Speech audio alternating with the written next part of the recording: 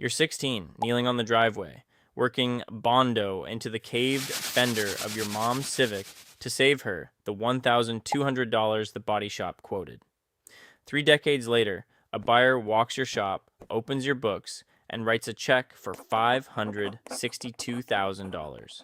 Between those two moments sits a trade where iCar certified techs earn 20% more than their peers, where painters carry 80 times the asthma risk of an office worker, and where 6 out of 10 people leave the trade entirely. This is every level of being a collision repair tech in America and what it actually costs to climb. If you like breakdowns of how careers actually progress, like and subscribe so you don't miss the next one. Level 1, the driveway. You're 16. The fender is folded in where someone clipped it in a parking lot. The body shop quoted $1,200, and your mom cried a little in the kitchen when she read it. So, you watch a YouTube video called How to Fix a Dent with Body Filler. Then another. Then a guy named Chris Fix shows you how to feather the edge so the repair disappears. A tub of filler, a block of sandpaper, and a can of color-matched rattle paint cost you $43 at the parts store. You mix the Bondo too hot the first time, and it kicks before you can spread it. The second batch takes. You sand until your fingertips go raw, and the dust cakes white in the creases of your knuckles. The paint almost matches. From 10 feet, in the right light, it matches. You're not fixing a car. You're getting paid to learn. The next semester, you sign up for auto body at school. The instructor is a retired painter with a wheeze he blames on cigarettes. He tells you the trade pays. He doesn't tell you the bottom 10% makes $32,370. You wouldn't have believed him anyway. Level 2, the prep bay. You're 18. The shop hired you because you showed up twice asking, and they start you at $15.10 an hour because that is what a body man's helper is worth before he can do anything. You don't touch a panel. You sand. You mask. You tape plastic over glass and trim until your thumbs ache from the roller. You tack rag the dust off a hood for the third time because the painter found a nib in the clear, and it came back to you. 8 cars staged for paint in a day. You breathe sanding dust through a paper mask that does nothing. The painter is a guy named Ruben who has been spraying for 11 years and coughs the same way your old instructor did. You will learn nothing here past prep, he tells you. Blowing a panel down with the air gun. Not from me. He is not being cruel. He is just tired. The customer pays $66 an hour for body labor on the estimate. You make $15.10. The math is the first thing that bothers you. You learn what a feather edge is supposed to look like by watching Ruben's hands and copying them on scrap. You learn that the booth is the room everyone wants to get into, and the prep stalls are the room everyone starts in. You study for iCar Pro Level 1 on your phone during lunch. The non-structural path, $30 a module, because the certified guys make 20% more and you did the math on that too. Ruben printed his pay stub once to prove a point to the front office. You saw the number. You staple a copy of a refinished tech's salary range to the inside of your locker. $70,000 at the top. You start counting how far that is from 1510. Level 3. The body tech. You're 20. They moved you out of the prep stalls because someone quit and because you passed Pro Level 1. The body shop manager hands you a sheet. Flat rate begins today. You eat what you kill. A bumper cover books at 2.5 hours. A quarter panel at 12. You learn fast that book time and clock time are 2 different animals, and the gap between them is your paycheck. Your first good week, you flag 48 hours in 40 clock hours. Pull, fill, block, prime. A door skin, 2 bumpers, a hood swap, a rear body panel on a pickup. The check clears at $1,440. You text a screenshot to your mom. The math finally works. Then the shop runs cold. The next week, the insurance estimates come in light, and the supplements take days to approve. You pull a quarter panel and find frame damage hidden behind it, the kind nobody wrote. You stop, you photograph it, you write the supplement. 63% of repairs need 1, and the gap between what the insurer wrote first and what the job actually costs runs $1,200 to $1,800. You sit idle while a desk adjuster you have never met decides whether your photos are real. You flag 19 hours that week. Then a comeback rolls back in, a blend that mismatched in the sun, and it was the painter's call. But it is your bay, and now your problem. You eat the labor. The tool truck pulls up that same Friday. Mike, the dealer, has a roller cabinet with your name written on a sticky note. $9,800, $2,450 down, $48 a week. For 260 weeks, he has a MIG welder too, because the aluminum job last month went to the only guy in the shop who owned one, and that guy was not you. Another $3,200. You signed both. You just took on 5 years of debt to keep doing the job you already have. Mike claps your shoulder and drives to the next bay. You sit on the box that night in the empty shop. The drawers slide on ball bearings. It smells like new steel. You think about Reuben, who never owned his own welder and never moved up because of it. The math works again. Then it doesn't. Then it does. This is the pattern of the trade. A coworker named Devin flags 60 hours one week and 12 the next and finally walks. He goes to one of the big MSOs. The consolidator's buying up every shop in 3 counties. Hourly now. No flat rate. No waiting on supplements. He texts you a photo of his first steady check. You stare at it a long time. 60.7% of the people in this trade are thinking about leaving right now. You are one of them on a Thursday in March. Then a clean insurance job lands in your bay. Friday morning, 20 hours of straight sheet. Level 4, the painter. You're 27. They gave you the booth. Reuben retired with a cough that follows him up a flight of stairs, and the shop needed a refinish tech. And you had already passed your iCar refinish platinum on the second try. The booth is the room you wanted since you were 18. Now it is yours.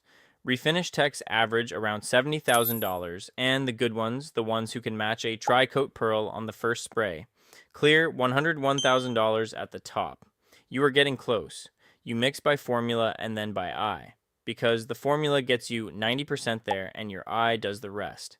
A factory white that is never just white.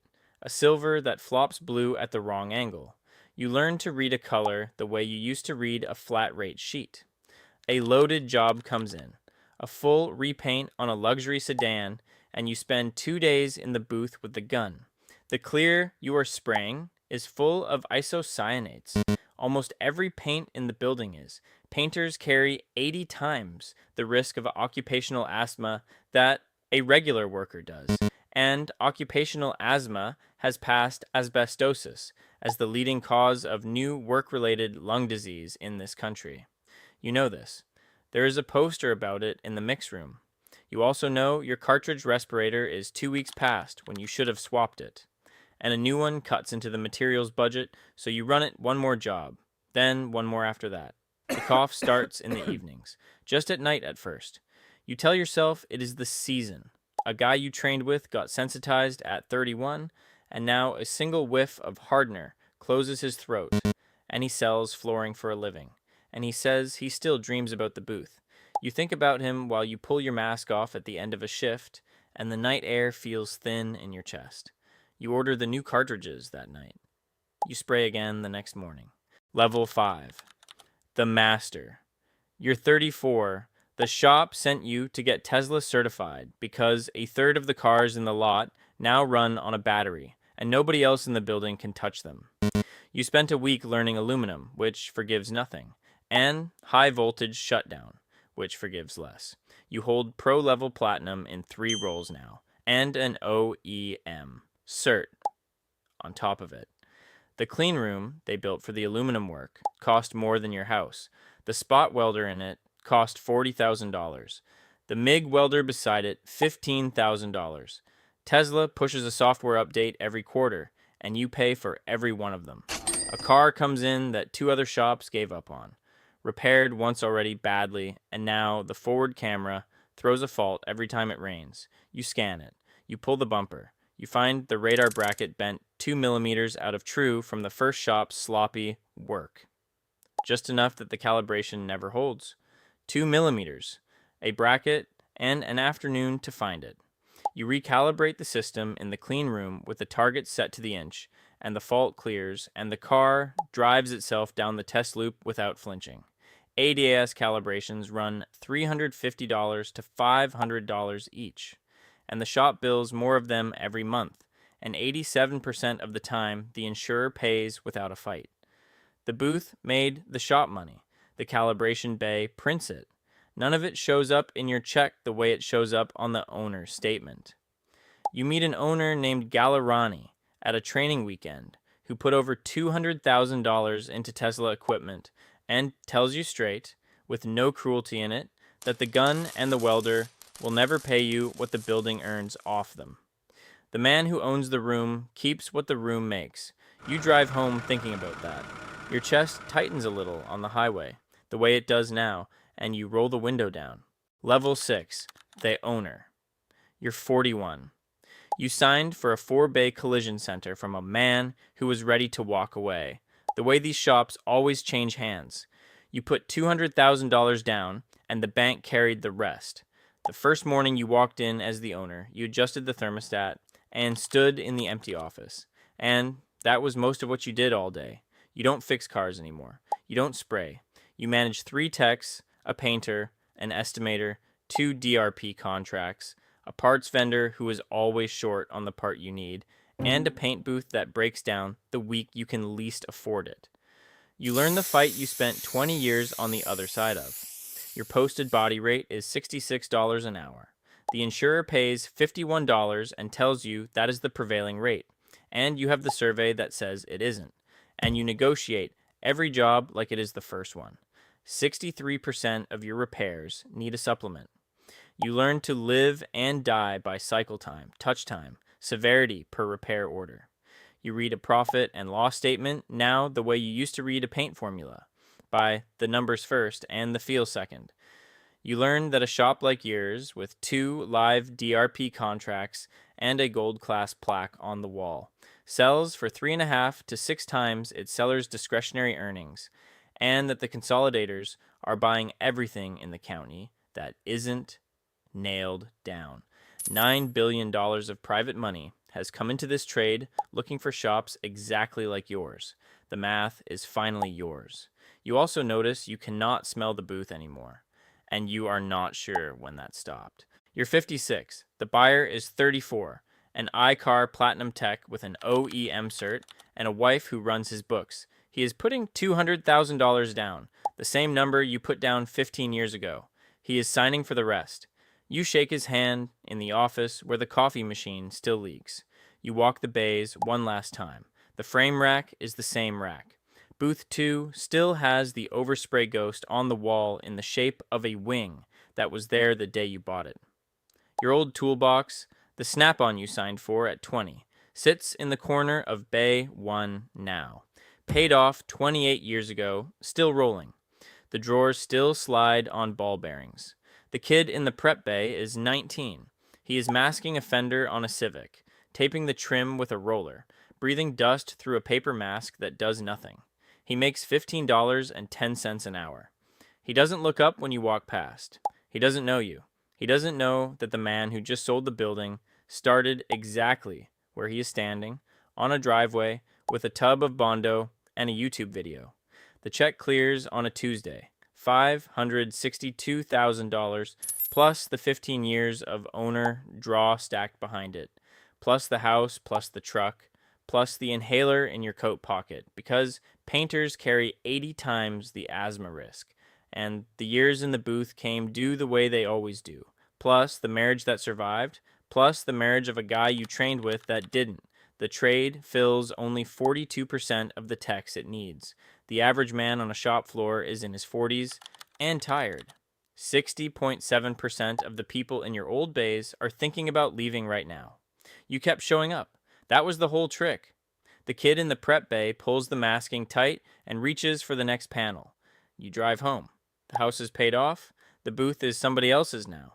You still can't take a full breath.